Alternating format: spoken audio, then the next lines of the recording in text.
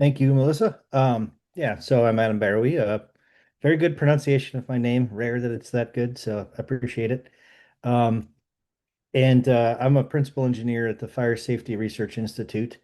I manage our battery fire research group. So I've been ever since hoverboards started becoming the cool thing for Christmas in about 2015, burning batteries. I used to do other fire research, all kinds of stuff. But lithium-ion batteries have expanded so quickly that it became my single focus when I just didn't mess up the news demonstration in front of the boss. And so you know how it goes when you do something right and you're rewarded with more. So um, I'm gonna show you some slides that cover what I saw from the questions that did come in. Um, I know EVs are a hot topic and a little bit of e-mobility. And then something I think that you could have some trouble with in the near future, this issue of getting rid of damaged batteries. So I'll share the direction we're going with that. It's kind of in progress right now. Um, so this is kind of put together from other presentations. It's sort of transportation based, but we'll go through it kind of a comfortable pace. I'll start with some fundamentals. Actually, I should mention I'll give my contact info at the end of this, but I know many of you know Derek Alconis. He's our point of contact and our really our lead for all of the work we've done to support Hawaii and Hawaii's fire services. So you're welcome to contact him or me or both of us. So I'll give you my email info at the end. First, I'm not sure where everyone's at, so I just want to provide a really basic understanding of lithium-ion batteries. Um, so regardless of whatever their shape is, and you can hear different things about chemistry, it all pretty much means the same thing. They're kind of these repeating layers. If you look at this pouch picture, it's almost kind of like a cake. So you have cathode and then a separator and an anode. And so the materials, cathode and anode, are different metals, copper and aluminum. Then they have this metal oxide coating on them, and that's what gets referred to as the chemistry. So nickel, manganese, cobalt, or lithium iron phosphate, you'll hear things like some chemistry safer than another.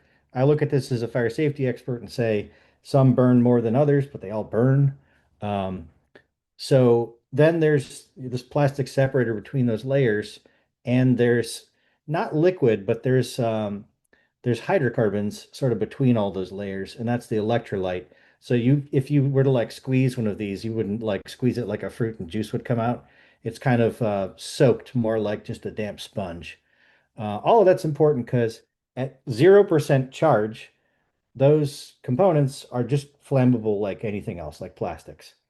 When you start adding electric charge, that's when lithium-ion batteries become a little bit more famous for doing what they do. Um, so I'll talk about some causes in a second, but I would like to really just simplify this down into you can have a breakdown of chemicals inside that generates heat exothermically. There doesn't have to be a flame, it's just you get them hot enough and then they'll start to break down and add energy to the cell, add thermal energy, and it heats up and heats up and heats up, kind of like if you have a trash can full of oily rags. We've been warned about that, linseed oil on rags. So it's like that. And then there's the electrical side. So you've got electrical energy stored in there. It's why they're worth anything. If you were to short the cathode and anode, basically the positive and negative together, then you generate heat because you've got a short. And they have an incredible amount of electrical energy stored as compared with things like lead acid batteries, things we're more familiar with. So those can really drive the thermal runaway. So this whole slide basically just says it doesn't really matter what their shape is, what their size is.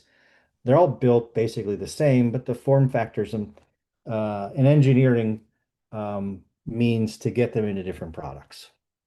There's safety features, but it's things like vents that all of them in general pretty much focus on trying to avoid having a thermal runaway. None of them really do much to lessen the severity of a thermal runaway. So we could spend all day on this. You can really get lost in the causes.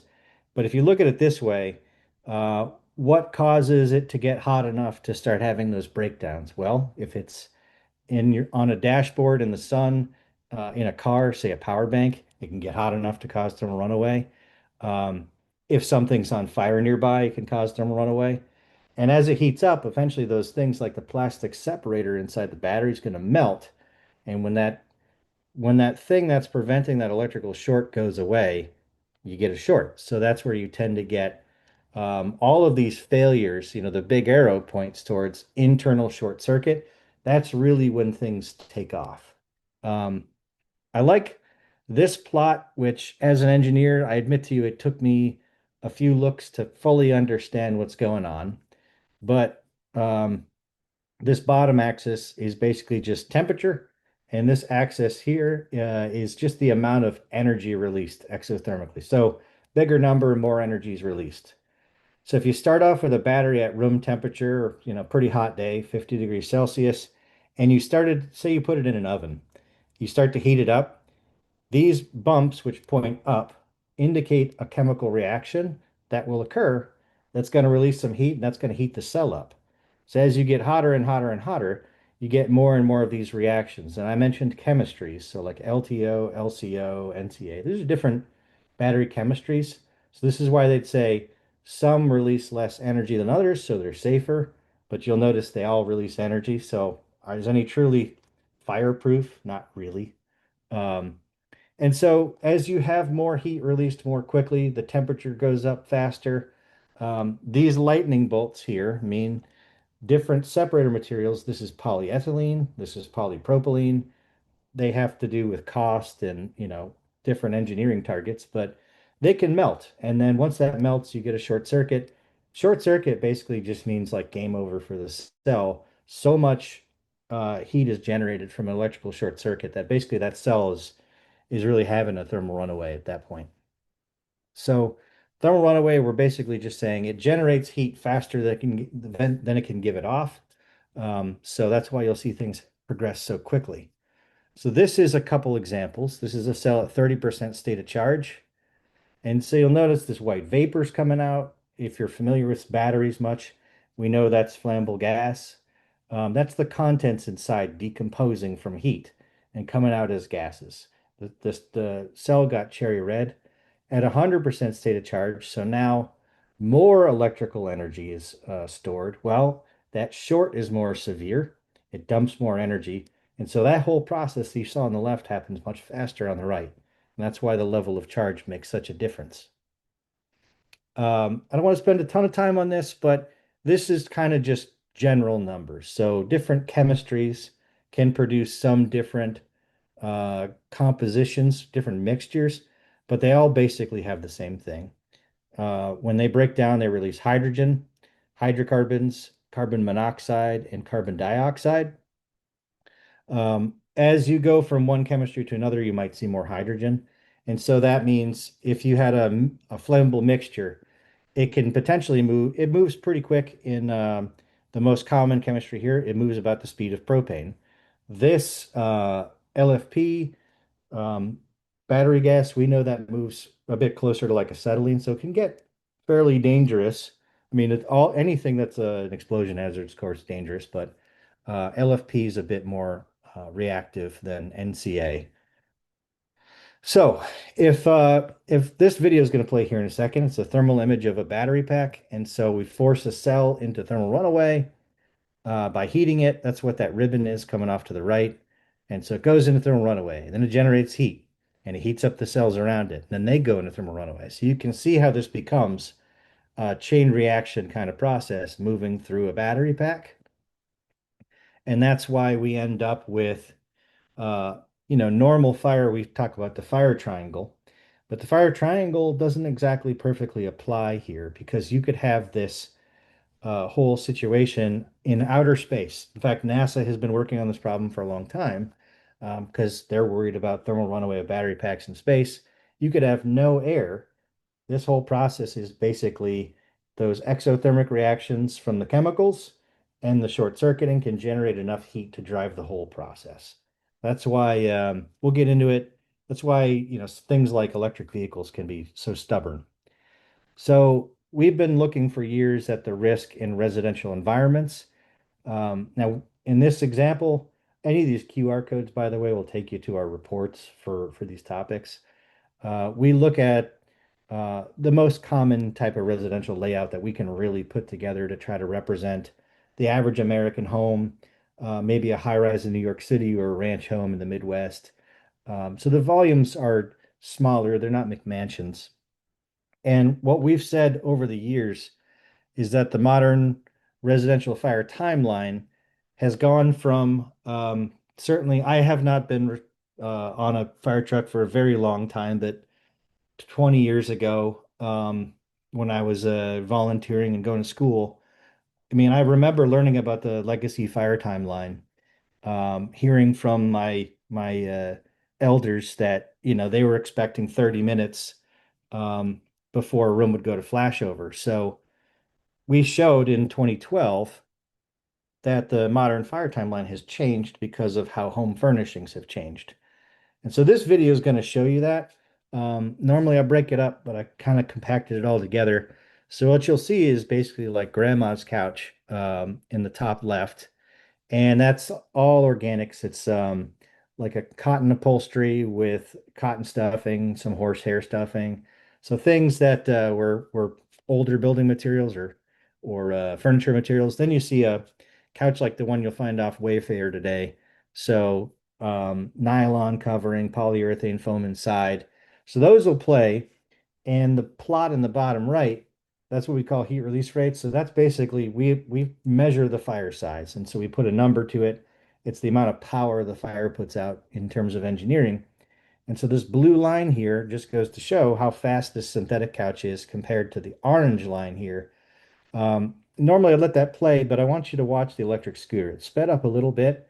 And so you'll see side by side how much faster you get thermal runaway, then you get the battery pack on fire. That's already burned out. We got to 1 megawatt fire size. Now we've gotten to a second peak. So the battery burned up, and then the fire transitioned to the plastics of this e-bike um, long before this synthetic couch even got halfway done.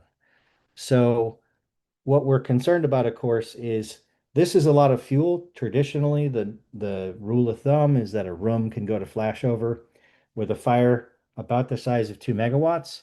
So this is a heck of a kickstart to a fire. But what if that's next to a couch? Now we've kickstarted the couch fire. And so that's what I'm going to show you. This is the overhead view of a ranch style structure, but we've closed up the doors so that you're going to be seeing everything in yellow here in the video. The e-bike is by the entryway, so the entry door is here. And so the e-bike will go into thermal runaway, and then you'll see what happens with extension of the couch. Um, I encourage you to, watch here during thermal runaway, but also try to keep an eye on the living room windows. So we see some smoke coming out. That's flammable gas. We know that now. And then it ignites. And because you get a buildup of flammable gas, the flames move through that kind of cloud around the bike, which is basically a little bit of an explosion. We call it deflagration, and that's enough. It generated enough pressure, unlike your, standard cooking fire or whatever causes your residential fire, that it blows out the windows. Now, the challenge that creates is this e-bike is a very strong ignition source. The flames are rolling the ceiling.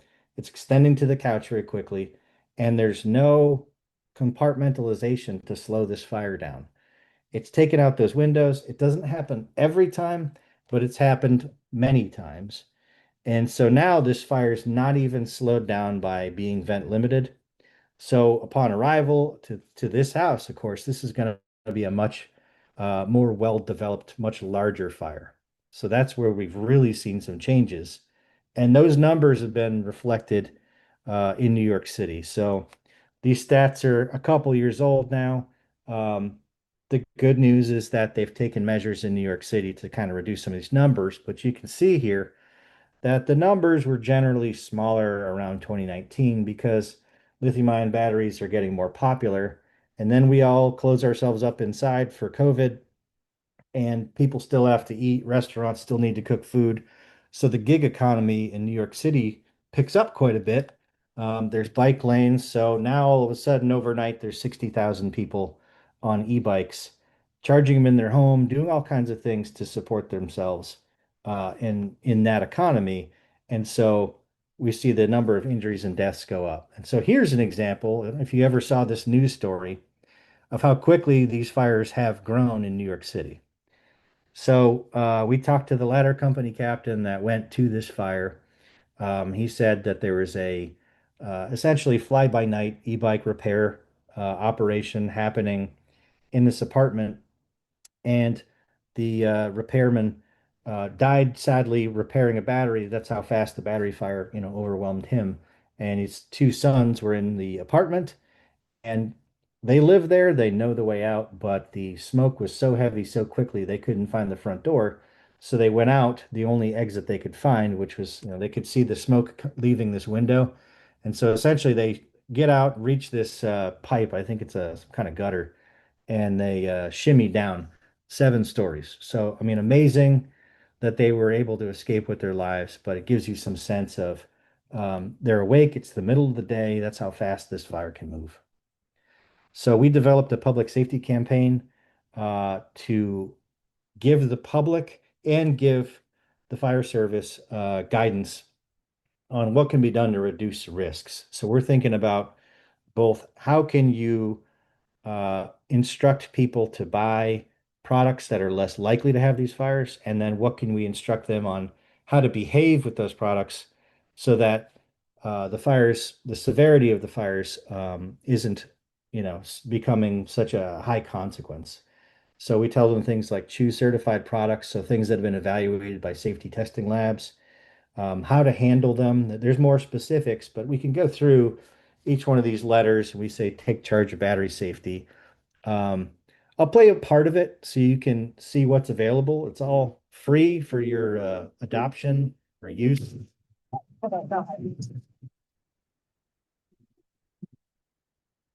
Lithium-ion battery fire incidents are rising at an alarming rate. I'll cut it off there because I want to get through more slides, but there's essentially different length versions. You can see me very uncomfortably in makeup. I got an engineering engineer not to get on TV, so you can watch the PSA, show it to the public. There's also handouts that are available. But one thing I like to highlight is that we reran those experiments with sprinklers.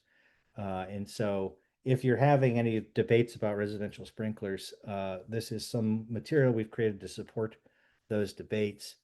We reran those tests, and you can see basically the before and the after, left to right, and kind of compare right to what you just saw in the video I showed you. So that was a very severe fire for the sprinklers to respond to. It actually activated 4, one in the living room, one in the kitchen, and 2 down the hall. And despite that, fairly high water flow rate, the pattern was maintained pretty well on the NFPA 13 system and actually held the fire in check. And it did not extend to the couch or throughout the living space. So kind of a big win there for home safety, where sprinklers can be promoted. So that's it for e-mobility. I mean, we have other things I'm sure we could talk about. I hope that kind of hit the main points. But so more recently, over the last 3 years, we've kind of come to a close on our first look at electric vehicles. We burned about 20 vehicles total, actually 19. And we're trying to ask 2 basic questions. It turns out a lot of the world has glossed over what about fire behaviors changing, because we can see some things that are sensational, like there can be jets coming off the car. There's rumors of um, chemical exposure hazards that we need to look into. And then how can we best control EV fires? It's really, frankly, turned into quite a circus with all the products that have come out that tell you they can put out EV fires. So there are certainly people doing good work in going after those products and seeing if they work or not. But we decided to step 1 step back and be more methodical and say, what's the best we can possibly do with what everyone already has? Um, Being that we have something like 30,000 fire departments in the United States, we felt compelled we had to provide that answer. So I'll skip through these because we're going to kind of answer these questions, but um, are the fires bigger, faster? What are the risks for fire spread? What are the risks for chemical exposure? And I already talked about the other parts. So We bought used and self-funded by our organization, UL Research Institutes. So no money from the government, no donations from manufacturers. So as unbiased as we can really make this, and we bought the most popular models on the road. We wanted to basically say this should be the bread and butter for now until the vehicle fleet on the road continually changes enough that we need to test more. Um, so we looked at thermal hazards, how big the fire gets, how much heat energy it puts off to its surroundings. We looked at chemical hazards, so air contamination, water contamination, PPE contamination, and surface contamination. And most interesting, I think, to me is firefighting operations.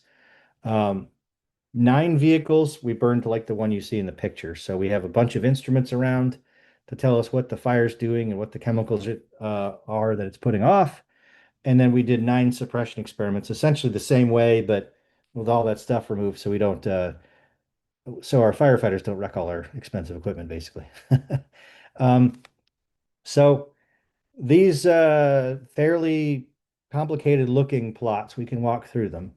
Burn duration are these cars burning longer. Well, and in a non-intervention scenario, which is the way some fire departments want to go, there are some merits to if you've really got no heat or smoke exposures, um, it's a viable option. And if you take that approach, basically we see overlap. So EVs are here. This is the duration of time. There's really no difference between EV and gas cars. If we move over to the fire size, well, the EVs can get a little bit bigger. They have a little bit more mass. And so there's also a little bit of an artifact here that we lit the fires where we think they're most likely to start. There's not good data on that. So the gas cars, great data. We know that they start under the hood most often. So it's sort of like lighting the candle from one end. The EVs, we started in the battery pack, which means that battery gets going and exposes the whole rest of the car all at the same time. It's kind of like lighting the candle in the middle with a big burner and having it burn outwards, in 2 directions at the same time. So this is kind of an extreme comparison, but they're not night and day different. And then growth rate, we actually saw more often than not, this is the averages here, that the EV fires grew a little bit slower when it started in the battery. I'll get into construction in a second, but basically because the cars are built the same above the fuel source, so if you took the battery pack off and took the gas tank off, the cars are effectively the same inside the cabin. So we really don't see a difference in growth rate. And I mentioned the EVs are a little heavier, so if you let them burn all the way out, it's like throwing a couple extra logs on the fire, so you're going to get more energy out. What we did find that's kind of a nice finding is in terms of the non-intervention, like let it burn, 100% of the time, all of the cells, because it's a pretty severe fire, all of the cells burn out. So these concerns about stranded energy mostly go away. The problem is because of construction, it's very difficult, if not impossible, to verify that everything's fully burned out. So those are the insides of the batteries, when we were done with the non-intervention. You can see they're fully destroyed. We tried to multimeter them and everything. It's really just ash. Um, For fire spread risk, uh, this is a kind of an academic plot, so I've kind of done some overlays here. If we say that the fire's of a certain size, say it's this RAV4 that I've got here. This is the peak fire size of a RAV4. The measurements we did allowed us to do calculations to say, how far away does something have to be before there's essentially no risk of ignition? What's a safe quarantine distance? Well, the jets we've seen from videos and what researchers have found globally is that they never really get much longer than 8 feet. So we looked at the radiant exposure, um, and based on some engineering standards for buildings, looking at building the building fire spread, we can say that 98% of the vehicles on the road today, EVs or not EVs, um, a separation distance of 16 feet would be enough that they're not likely to spread fire to another vehicle. Basically, you could leave it unattended. So Uh, that's nice for size up to know how many parking spaces do I need. So about two parking spaces, if they're 9 foot wide spaces, would be enough. Or if you're considering where to put a car in quarantine so you can leave it alone, it won't set anything on fire while you're gone. If it does reignite, that's where the nice number of 16 feet comes in. We did factor in for average winds, so that's kind of what we got out of the thermal analysis. And then for air contamination, what we found is all vehicle fires, and we're working with the union on this, getting this message out that all vehicle fires put out VOCs, volatile organic compounds, and polycyclic aromatic hydrocarbons, inhalable particulates, and acid gases. All of those are immediate health risks for anyone not on breathing protection. So the guidance that we will give for structure fires, training fires, gas car fires, it's all the same. It's wearing full turnout gear with SCBA. What we did see that's unique is the metals from the fundamental slides I mentioned, the nickel, manganese, cobalt, lithium, aluminum, copper. The metals from the batteries do become airborne, and so they deposit on things and they're inhalable. The health risk of those is not really well understood. They're based on history, doesn't seem to be much acute risk, but the concern is, of course, chronic exposure risk. So we recommend doing preliminary exposure reduction, like you see here in this photo, as soon as possible, following the steps in NFPA 1850. And that's not really enough because your turnout gear is not a level A hazmat. So there can be deposition of, contaminants, again, from any fire on your skin. So that's where our guidance recommends showering and cleaning your skin as soon as possible after a fire incident response. So we haven't found anything that alters current best practices. So we're relying on those. So basic EV construction, uh, I talked about the pouch cells. This is what they look like inside an EV battery pack. Um, there's nothing I have specifically to say about electric hazards, but the voltages can get pretty high. Um, 300, 800 volts is what we've seen, but they're going north of 1,000 in some designs now. So there may be other hazards there to worry about. I'm going to skip it for now. Um, what I will say is the biggest batteries present the greatest hazards in general, especially fire hazards. But the manufacturers, foreign and domestic, are both starting to incorporate batteries into more and more vehicles. So you may have some of these issues not as big in things like plug-in hybrids and hybrids. And the way the vehicles are being marketed, especially I rented a Dodge Ram recently. It said nowhere on it that it had a battery in it, and I found out through some digging that it actually had one under the rear seat, just to support the kind of anemic V6 it had in it. So there's a Tesla battery. So not all the batteries are built the same. We're still in a world where, every company is bringing its best engineering, and so it's going to look kind of different. What they all have in common, though, is you're going to have a battery that bolts up under the vehicle. So the battery itself has been designed to be watertight because no one wants to buy a car that hits a puddle and dies. And the chassis, because you ride inside, they're watertight. So they fit up typically protected by the chassis. So it's not been designed to thwart firefighting, but it has been designed to thwart water ingress. And so it makes it naturally difficult to get the water. If the fire is inside this box, it makes it hard to get the water to those cells inside that box. So I hope that answers a lot of questions about magic EV products, which you spray it on there and it just works. Well, if you add it to water and the water still can't get to where the water needs to go, I have bad news. Um, so suppression is hard to control by design. Um, the cooling systems I'll come back to, but the battery cooling system can play a bit of an issue as well. Um, so this is kind of what we're up against. You're not putting out this room fire from this room. So we looked at water suppression. Um, I'll walk through the plots kind of quickly here in the interest of time, but uh, orange just means the time that we had a flame on the battery, and then this this time here is like go time when the battery goes into thermal runaway.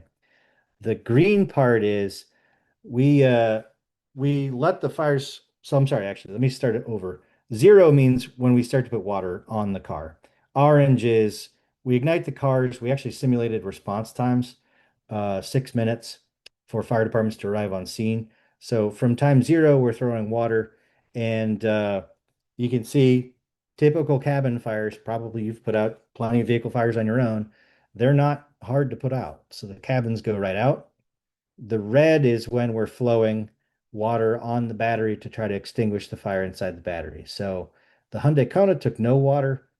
These other cars all took some amount of water. We'll get into that in a second. And then intermittent cooling is the battery is really big, it's really heavy, it's extremely hot.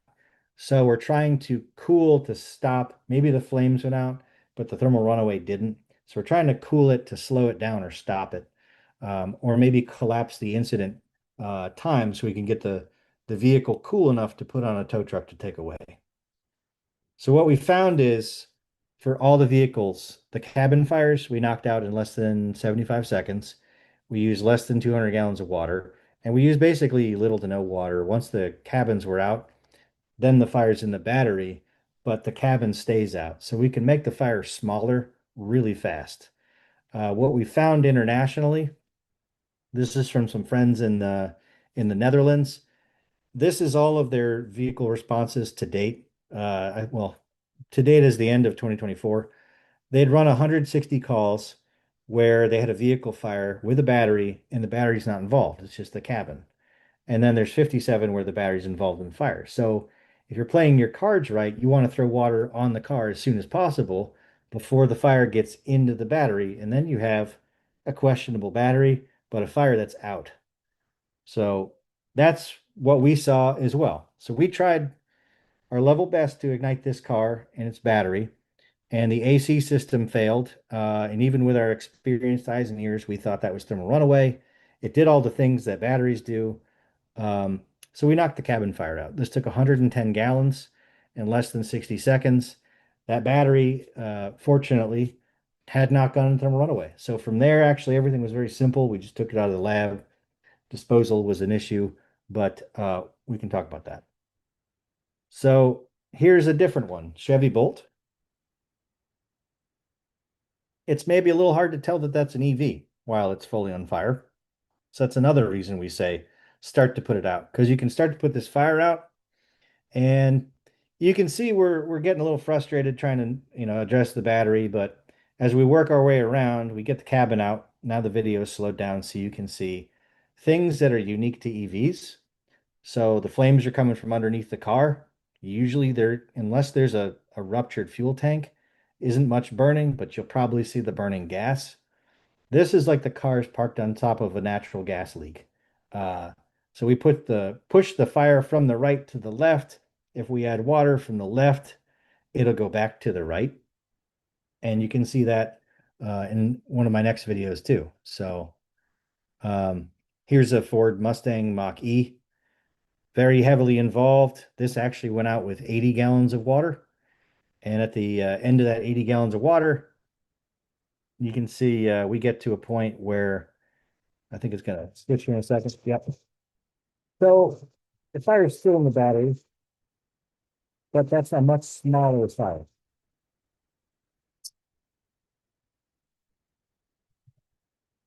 So now the fire is actually out.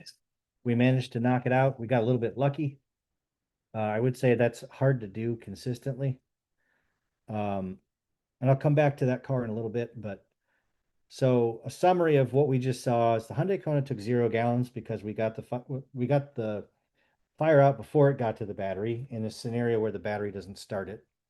The Chevy Bolt used about 500 gallons of water before we got the battery fire out. The Ford Mach-E, 1,300 gallons. A Tesla Model 3 took about 2,000 gallons, but that's a weird case, and we'll show you why. So when we started to suppress that fire, the fire actually grew for a little bit, and then it started to get smaller because the battery melted open. We were able to tilt the car and get water up inside the battery. And so 40% of the battery was saved. Uh, but by saving the battery, that stranded issue became something that plagued us.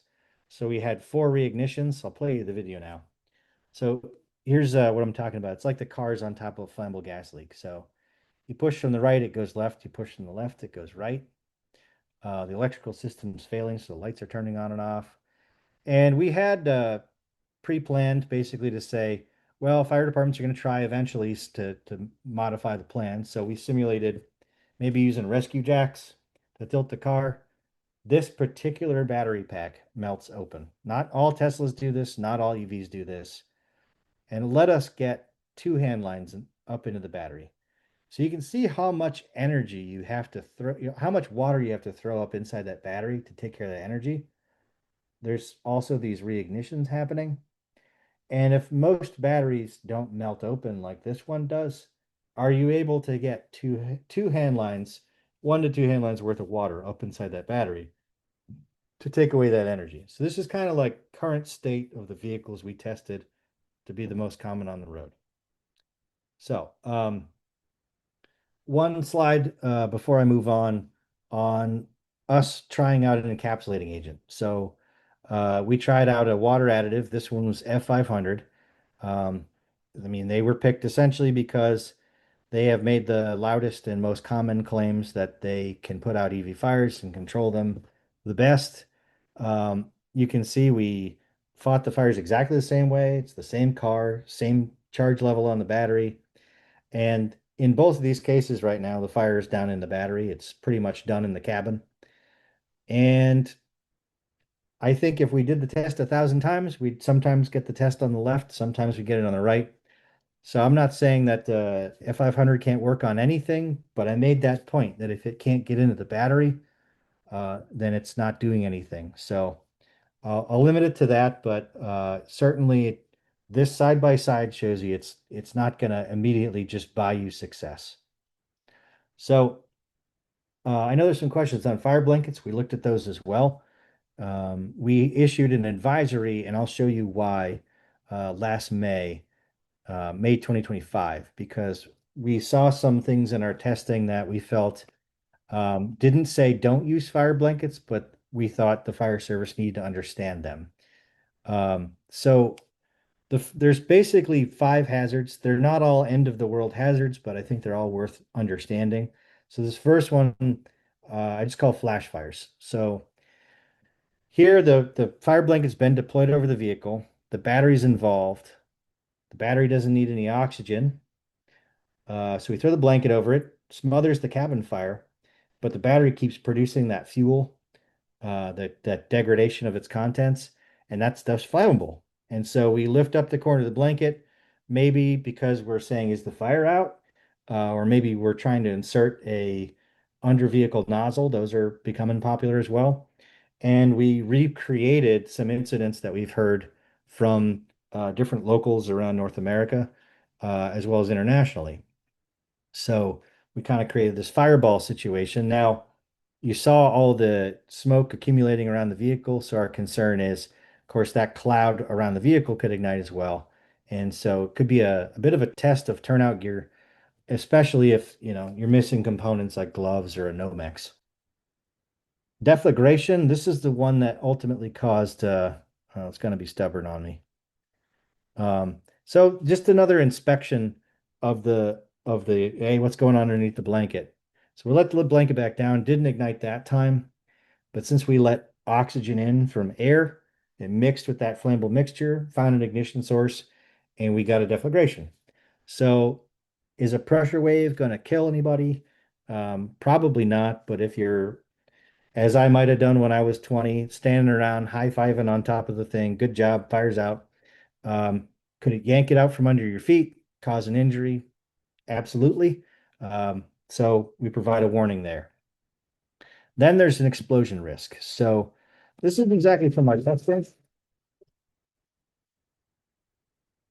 That's a real incident that occurred in Erie, Colorado. No fire blanket involved, but imagine the fire blanket's been thrown over a vehicle fire in that space and that gas accumulates. In that particular incident, there was a vehicle, its battery was having thermal runaway, and it was filling that garage full of smoke. Nothing was showing. The homeowner said there's smoke coming out of my garage, but the first arriving crew saw nothing, so they brought a hose line through the front door, entered into the garage, and were actually in the garage and opened the bail and the hose to get water in the vehicle right at the time it ignited. And then the incident commander just narrowly caught the door to his helmet. So very near miss. It's actually 6 months prior to that, we'd been investigating whether that issue should be something we're concerned about. So I mean, it's kind of been on our radar. And unfortunately, it's happened now actually a few times, and no one miraculously has been injured yet. But this really is one we're trying to raise awareness on. Um, so could be caused by a fire blanket or just a vehicle in confinement. Then there's delayed reignitions. This one, again, not necessarily something to stress about incredibly. That's freezing on me again. You can see this is an hour and 20 minutes after the test is done. Um, we threw the blanket on there, but things like pyrolysis, the fire's making unburned fuels. The battery might have some fuels left. So it accumulates, and that battery gets to like 1,000 Celsius. It takes, most of a day to cool off. So there's plenty of ignition sources. Again, just knowing that that's a possibility. So you assume, so you don't assume that it's safe to walk off and leave it unattended. And then finally, hot surface reignition. I'm in this video. I'll be honest with you. This caught me off guard. Battery was gone. We know that, but the battery was again so hot that it caused just a old-fashioned hot surface reignition of the vehicle. So if you pull one of these blankets off after it's been deployed, something to think about is having a hand line nearby to control reignitions or maybe splash a little water in to control the temperature from rising again. So I've got some questions in here for you to take home, but the assessment from what we saw is we got to that fire before it burned into the battery for the Hyundai Kona. So some thermal damage was done. It was teetering on the edge, but ultimately that was the easiest one for us to deal with. We did have to take the battery off. I mean, essentially what we're recommending is wait till it's manageably cool to get on the back of a tow truck, follow that tow truck to a salvage yard or wherever the vehicle is going, and deal with any reignitions that could occur on the way. But the Ford Mach-E with water, the Chevy Bolt with water, and the Ford Mach-E with F500, those batteries burned out entirely. So despite our best efforts, despite the use of heavy equipment, we put water in any hole we could find. All of those batteries burned out. The Tesla, interestingly enough, they will tell you that it's been engineered to open up. That could be true. Uh, we didn't really find that advantageous because we had so many issues. I showed you the four reignitions, but when we went to remove it from the lab, uh, we tilted it. We heard some pieces move around. We saw some shorting. And essentially, for the next 4 or so hours, we got about a dozen more small reignitions that we could control with a garden hose, but we had to, sad enough for our lowest paid guy, he had to sit in a folding chair and take care of that for the rest of the day. So, um, the two questions I think that are really important to ask when anyone is promoting products for, these demonstrations, was the battery involved? Because I showed you the Hyundai Kona test. Sure looks like it. But how do we know it was involved during the demo, which, every demo is going to look successful? And then what does the battery look like after? So does it look like this? Because I've seen some, I mean, this demonstration, the fire eventually went out, but did it like stop the battery from burning or the battery just burn itself out? So we created guidance. This will be in our report that's coming out on the 4th of August. And what we've tried to do, I'll show you the simple approach first. These boxes are basically just different phases we identified for a vehicle fire response. So you're going to arrive on scene, perform an initial incident response, which means you do your scene safety, size up, address anything immediately for life safety, assessing exposures, things like where's the smoke going? Is there fire spread risk? Sizing up the vehicle. Can you identify what kind of vehicle it is or not? You might be doing that already. Depending on what you have in Hawaii, maybe you've got CNG vehicles, hydrogen powered vehicles. So that's becoming a more important step. And then responding to the vehicle fire. So starting to throw water at it. Um, then there's a battery involved. So all of this we think is basically the same. So we're not saying EVs require a whole new playbook. We're saying we have some ideas on what you need to insert into a vehicle fire response when you find batteries involved. So this is kind of the hottest area where we have the most information. Of course, there's going to be some considerations all throughout, but this is the complex version. I won't go through this now. This will be something you can go through on your own time with the report. It's a more detailed version. So again, we're doing all those steps that I showed you in the card, and this can work for a gas car as well. It can work if there's a structure involved. So it's basically kind of a pre-plan before you have a call. What if there's a fire in a tunnel? What if there's a fire on a bridge? What if there's a fire on a wide open highway with no exposures? We have kind of this walkthrough we've presented. So you can go through and you can click on these different numbers in the PDF, and it'll take you to guidance on assessing exposures, like the issue I showed earlier. Like, is it 16 feet away from something combustible? Um, what's the exposure protection strategy? Is how do we identify if the vehicle is an EV? So there's some support pages that go through, but this is kind of like you can use this to support rethinking an SOP. You can use it to, kind of game out different scenarios. In the end, this is another simplification of it. It really only recommends three different actions. So you arrive to a vehicle that's on fire. We recommend suppressing water with water. Uh, if it's viable and you so choose, non-intervention is a strategy that works. And then there's fire blankets, which I showed you some complications, but I like them for a scenario I'll try to show real quick here. So we'll do a little practice. So if we were to go through a vehicle size up, oh, it's possibly an EV, and then we'll play the video here. So we'd say begin fire suppression. You're also managing exposures at the same time. Likely you're evacuating people from the area. Let's say you did find a water source that's reliable. You can hit a hydrant.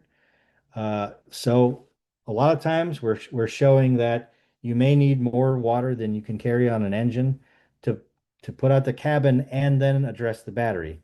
I think I showed pretty clearly that you can put out the cabin fire and you'll have probably half a tank left if you've got a 500-gallon tank to kind of keep the fire at bay until you can get more water. So that's what we show in this case here.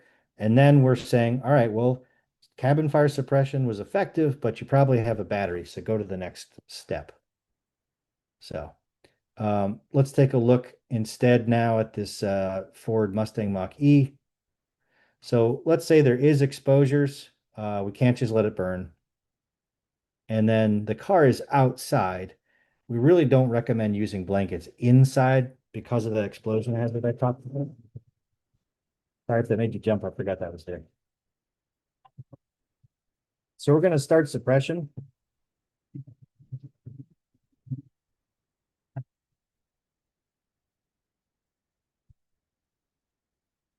And you can see that suppression's effective on the cabin fire, but now there's a battery fire. So we don't have more water available. We recommend paralleling, going getting water. But the car's outside. Maybe you have a fire blanket on the engine. That fire blanket's now deployed over a car fire or a now extinguished cabin fire, but an active battery fire. And we know now that it's going to keep pumping out flammable gas, but the blanket can provide some value in reducing the smoke output. Say, the scenario I like to think of kind of like this one. Here we have smoke coming off the battery. It could be wafting down the street. We're trying to flow water in, but that water flow is not really doing much. You can see how smoke's still coming out from thermal runaways. Um, so we have an active battery fire. You can manage that fire by using the hose stream to reduce flaming from the vehicle, redirect the flames as necessary, or protect exposures. We found cooling is probably a waste. Um, so to tie up a loose end, I feel like I left. I like the scenario of saying, doesn't matter what started the fire, you have a residential garage fire. You show up to it and you find the garage fires become a structure fire. So you do structure firefighting as you normally do. Get all the way down to now you have an involved vehicle with an involved battery fire. You can put out the cabin fire.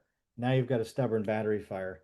In Arizona, where I've heard of the most cases, they'll pull it out into the driveway. So now it's not continually re-exposing the house, and you can address it in the driveway.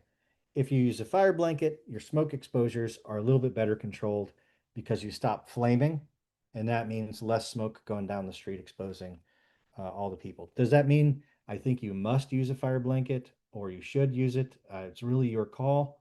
That's where we're just providing that information.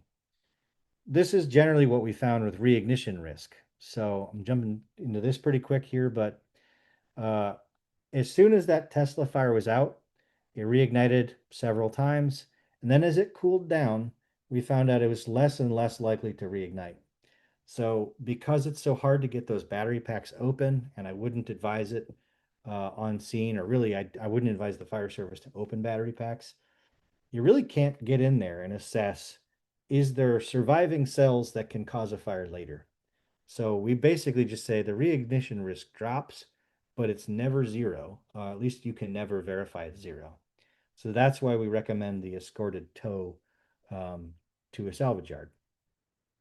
So this summarizes everything that's in our EV guidance. I won't beat it to death. I'll point you to the report, but I want to show you a couple slides on our last issue here of mitigating hazards from damaged batteries. So there are materials out there for controlling this. We can see them being used here for a one wheel in New York City. There's not a, these photos and this video are separate, but you can see how it's been packed to remove the hazard, but kind of easy to argue right there that in this case, however it's packed or whatever the product, it's not really removing the hazard. So that's something that we're looking into. And so this is a video that basically shows, well, you're not supposed to put batteries over a certain size inside the drum, even with those products. So this is a scooter battery.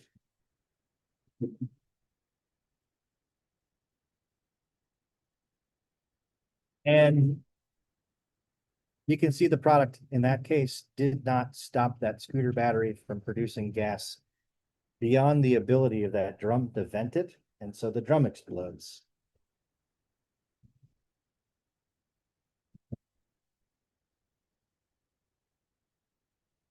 So, smaller battery, we found, okay, well, the regulatory limit's about 300 watt hours. So these products can do something. But even though in this case, even though in this case the fire is not getting out of the barrel, and maybe if you have multiple batteries in there, the battery to battery fire spread is slowed down. But all that flammable smoke is going somewhere. So you really need to be mindful of wherever this is being stored after it's been packed up for safety. And then finally here, we tried, to do additional venting.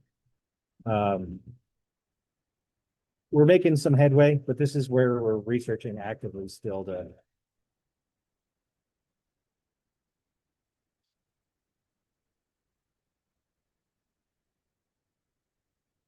where we're trying to come up with some solutions. So that brings me to the end. I know I ran over a couple minutes, but I think we have time for some questions. Thank you so much, Adam. I know I learned a lot, and I know that folks had questions that some from the department sent in. They may have already been answered by Adam's presentation, but definitely welcome folks to raise their hand or come off mute, add to the chat any questions you have for Adam.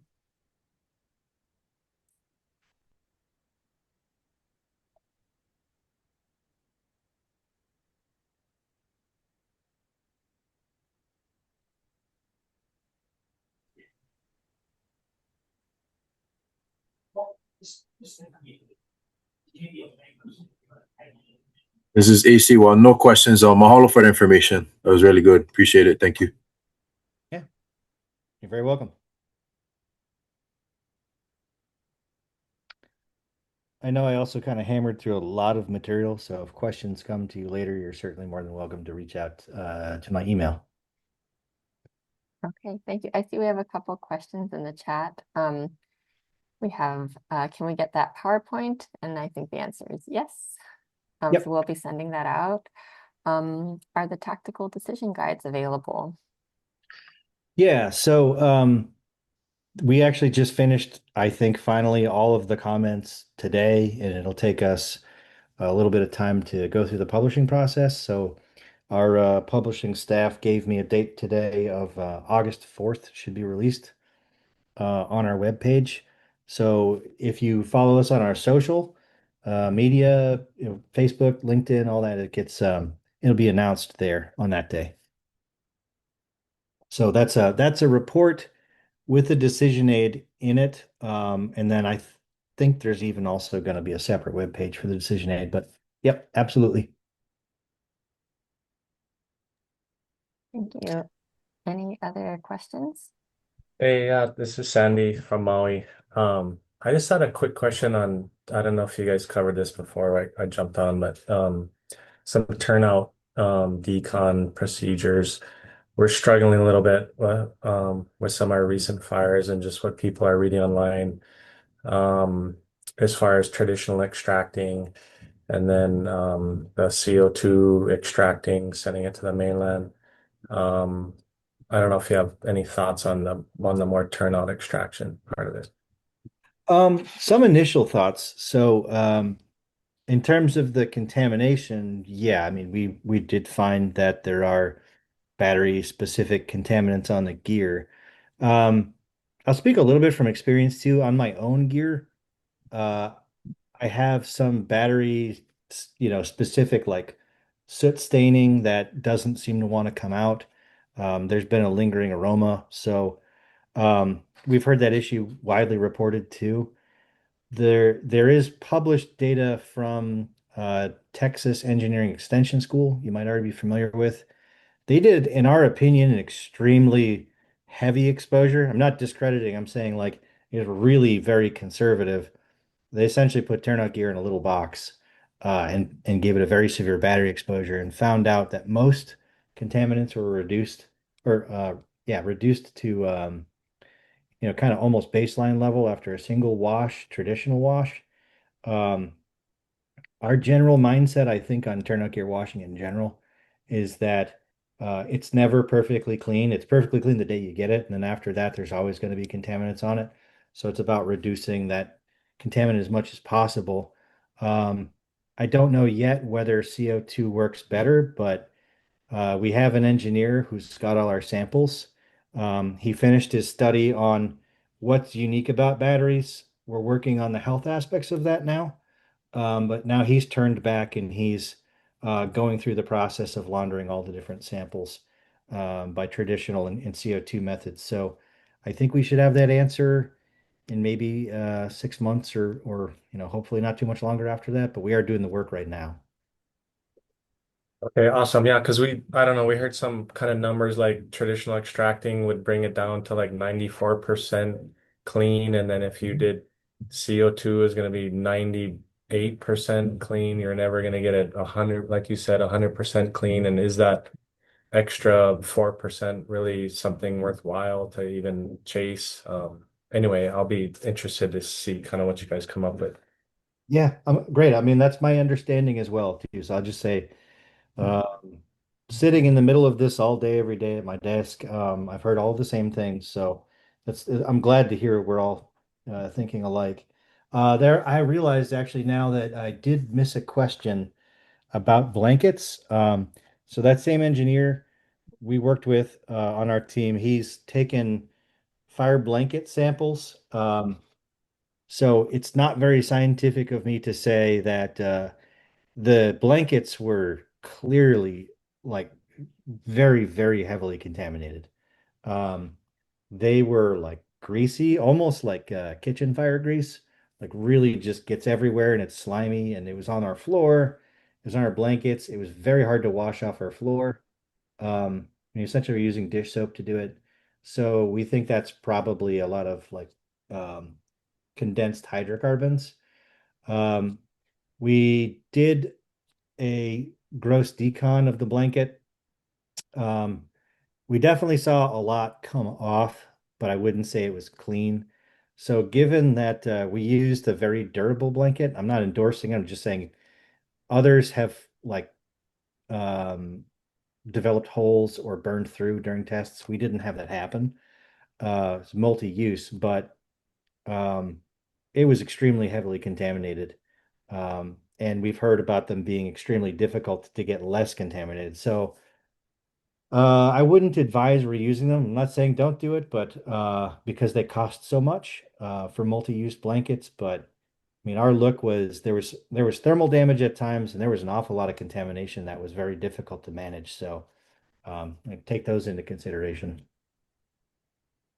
Yeah, thanks for addressing that. We had the same thing with three of those reusable kind of braid shell blankets, and just people didn't want to go through the process of even going and collecting it and reusing it and the decon procedure that would entail. So we pretty much use it as a one-time use and looking at probably not going at the reusable route again.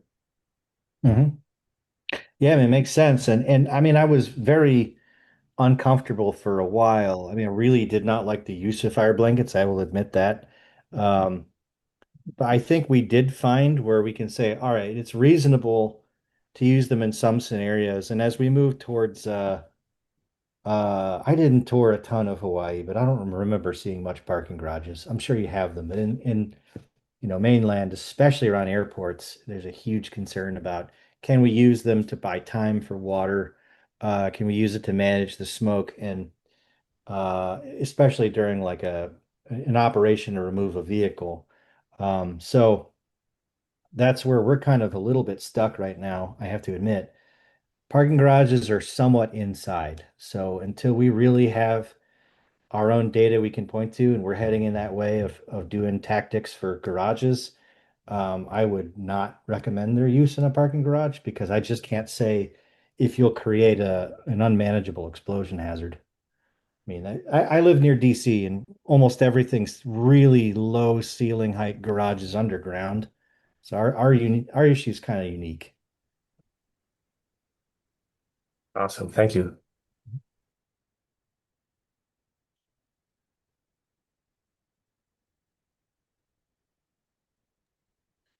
Checking the chat for other questions that might have come up. I'm not seeing any other questions for Adam.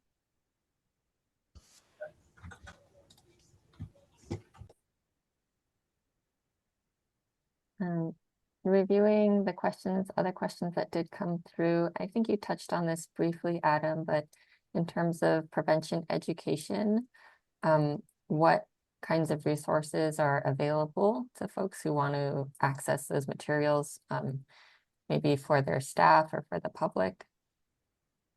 I do Yeah, have the guide coming out, so in early next month, and I'm making a note to send out a reminder to this group when it becomes available. But then for um, maybe the public facing side of departments, what resources are yes. offered? So let me go back to this one here. This this is batteryfiresafety.org is the static URL. You can use that QR code. And this really was um, it was a one-time effort, but we were granted some additional funds to develop this further. So we're taking it in a direction of providing some guidance in like public transit spaces. So we ran some experiments in trains, but essentially you could apply that same line of thinking to things like inside buses. Um, and we're also considering spaces more like high density housing. So I mean specifically college dormitory fire safety. Um, but again, like Vancouver would look at this like single room occupancies. So things we can recommend to people that like can't necessarily put their batteries outside or wouldn't because of their concern about them being stolen. So we're trying to carry this campaign much further for the consumer. And so it's not necessarily what should the fire service do about batteries, more what can they inform consumers about? Thank you. And one last question. I know that this is maybe expanding a bit beyond what you're able to currently run experiments on.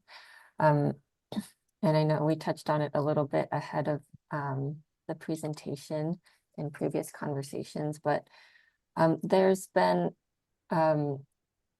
definitely some concerns, and I know there are folks on the call from Maui. So we had talked about previously, you and I talked about the Maui method and how there was a big effort that included the EPA for figuring out how to remove batteries from abandoned vehicles in kind of more wildland contexts. And I'm curious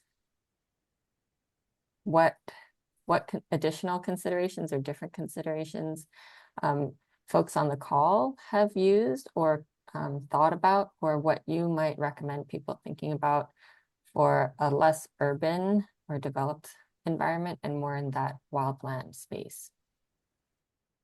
Um, yeah, I mean, I can speculate a little bit. If I start with what we have advised, I mean, removing the vehicles by tow truck and escorting it, I think is at least a way to get it out of a high risk area. Say if you've got a dry area and you're worried about an EV reigniting.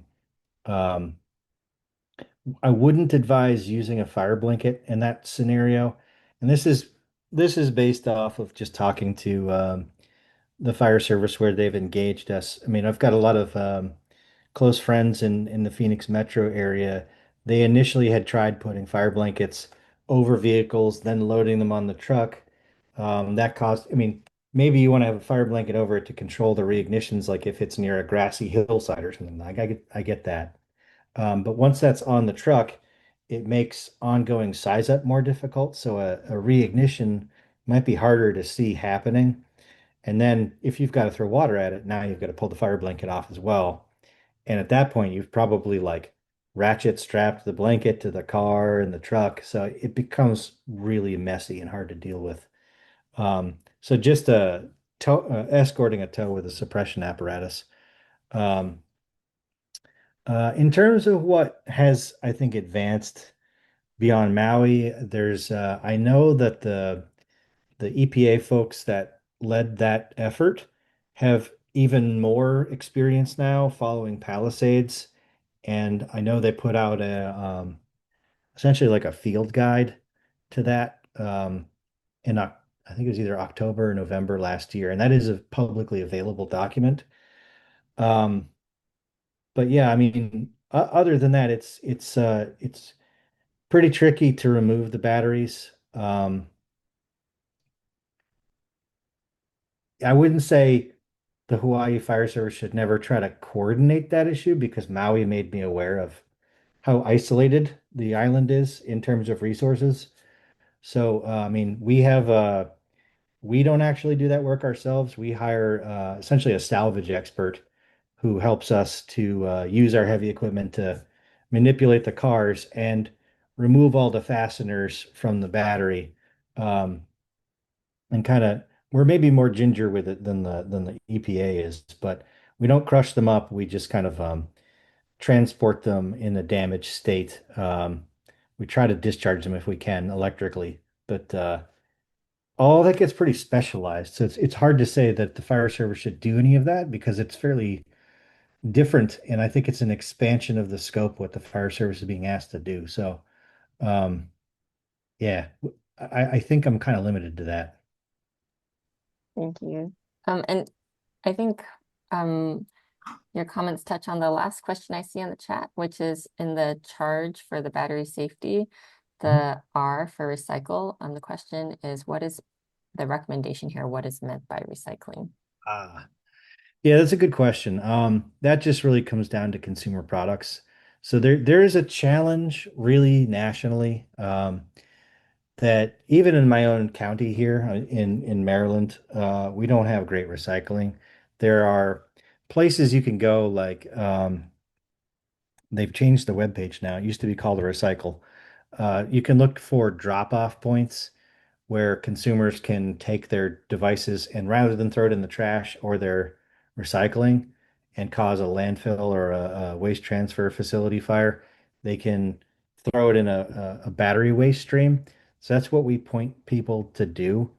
Um, I'm not sure if you have any companies that have come to Hawaii to offer services, but essentially that's what's meant by that. But our issuing of that guidance kind of led us down the road to where I showed you those barrel explosions. So when that's not being done right, we think there's unresolved risk. So um, I'll share what I shared with we worked with the local bomb squad to do some of those tests, and their evidence technicians were saying, they're worried about um, providing means of protection for like all these different pieces of evidence that have batteries in them. And so things of the size of like a paint can, we basically said we have found that you can use like sand in a drum with no lid on it for a while, but eventually a special contractor needs to package those batteries up and take them somewhere to be recycled. But they can't go in the normal waste stream. Yeah, hi, this is Christopher Wagner with the Maui Emergency Management Agency. I just wanted to kind of give a quick overview of what's being done on Maui, just to add to what you're talking about, Adam. Just for context, I'm the hazard mitigation specialist for the Maui Emergency Management Agency and served as the operations chief for the Ukumehame Wildfire Risk Reduction Project, where we found 13 tons of EV batteries, lithium-ion, and nickel metal hydride out there, and work with the EPA and the DOH there. What we're finding, and the folks I work with in the Maui Fire Department, they've been giving me good information on what they're seeing out in the field. Is we're being left stranded by the Department of Health. The Act 209 working group, which some of you may have heard, are drafting a bill at the moment towards that act that doesn't include much in terms of safety or mitigation. It does want to place the fire department in control of management of these types of materials with large, medium, and small format batteries. Again, that's in draft form, but what the DOH recommends for small and medium format batteries is taking them to the e-waste site, Eopala, and Home Depot. I've chatted with the owner of Eopala a little bit, and the issue with what they're doing is they're maybe treating some of the batteries, so maybe putting it in a brine, maybe not. I don't know if they're crushing. They don't seem to have air monitoring in place. They have a permit with the DOT, but they don't have anything with DOH. They're packing 55-gallon drums with vermiculite and putting the batteries inside, which is a huge issue. They're not testing these batteries. There's no real way of saying, and Adam, correct me if I'm wrong on this, of testing a battery to determine if it's DDR or has stranded energy. So you have to treat every battery like it's DDR, and you can't ship a battery that's DDR. You shouldn't keep them in an indoor space because they can emit hydrogen. And so it's a huge issue. We're addressing it. I've been working with the Fire Prevention Bureau here on a few different cases where we've had illegally dumped batteries dumped on the side of the road. We have a case out in South Maui of a homeowner that's got a e-scooter rental business going on. 3 of those scooters with lithium-ion batteries have gone in a runaway in the last year, 2 in the last 4 or 5 months. So I'm hoping to work with the homeowner to be able to take possession of the one that's still on site, where we have 2 fire blankets still on that household premise. But we're working towards a solution. I am working with EPA, working with DOH to figure out how we can get a county-run program here that does risk assessment and is able to take possession of all batteries, work with homeowners, work with businesses, figure out where they're at, and basically render them safe. Um, right now, some of the batteries we've responded to, essentially, we've been getting them to the DPW base yard off a highway here. They've been a great partner in this, and basically just getting them a quenching medium of water and a 250-gallon tank of water. The nickel metal hydrides, depending on their condition, we're able to do terminal control and kind of break those packs apart. But the lithium-ion batteries, we've always just put them straight into a body of water, which isn't considered treatment to the DOH, so no permit is needed. And provided we're able to coordinate with DOH to transport a battery from wherever we find it to a safer location, that's as long as it's all written down in a text or email, then the DOH is happy to waive any sort of emergency permits. So I'm going to throw that out there. There's a lot of people taking liberties that they shouldn't be in terms of stockpiling batteries. I've chatted with a few folks, tow truck operators, they're stockpiling in their base yards. I just spoke with somebody on Kauai, a tow truck operator who's stockpiling. I had heard that the head of LEPC for Kauai is reaching out to DOH and EPA to do an Ukumehame Maui method-like operation out there. I don't have any more details on that, but I know that they're worried and they're trying to come up with solutions as well. Amos and I over here at MEMA are working with the EPA to build out a program here on Maui. So we're trying to move fast on that, and I think provided we can get administrative authority from the mayor, we may be moving on that fairly quickly here this calendar year. But thank you, Adam, for everything. It was a great presentation. And happy to answer any questions. I can put my email in the chat if anybody wants to discuss,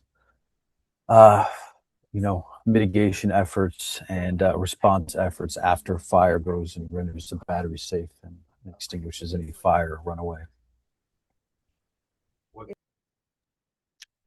Well, thank you. That's a great comment. That I think advances my knowledge a little bit too. But we do see all of those issues and all of those limitations. I thought of two things which might be additional considerations. Maybe you've already run into them. Um, when we hear, I mean, in the company I work for, but also across the fire departments I've talked to, have done brine soaking. I mean, I did that for many years, and we just ate the cost of, for us, the soaking water becomes hazardous waste. So we pay about $8 a gallon to get rid of it. Now what's being found, like when you throw an EV in a container, like has been tried, you don't get the pass on that water being fire suppression water anymore. It becomes hazardous waste. So I would hate to see someone hamstrung by that. It's a pain in the neck. And then we did look at brining in terms of a research topic. It's we have a couple papers. Well, one's published, one is not published yet. We looked at different solutions. I do think what the EPA is using is ahead of what we've developed, but a limiting factor we found, we don't quite know why, is that when we brine soaked some like EV scale packs, it got rid of some, but not all of the energy. And our measurements said the energy was gone until we took apart the battery packs and we could measure individual cells. So, I mean, I don't want to just throw that out there as like a roadblock. I would just say like brining is kind of useful in reducing the hazard, but I think the Maui method, which does all the crushing, I would just say we've completely verified that too. There's need to go further to render it more safe.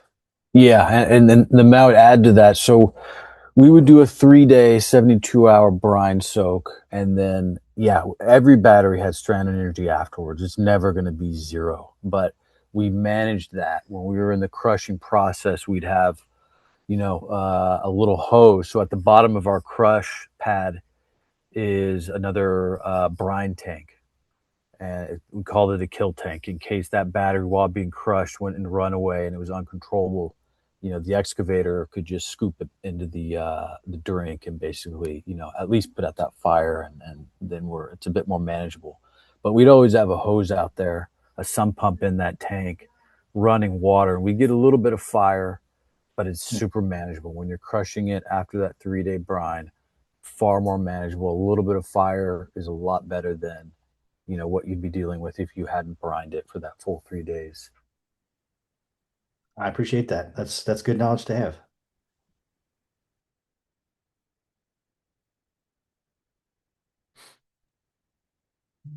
Hello, Christopher.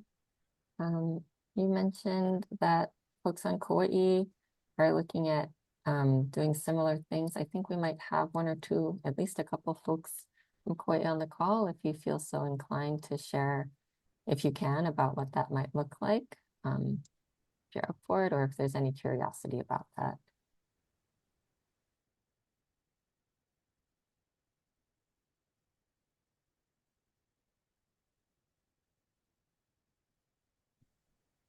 So this is Elton, Emergency Management Administrator. I don't see anyone else from Kauai on the call or LEPC chair on it, unless they're on it. I'm not seeing it on the list. I have two screens here.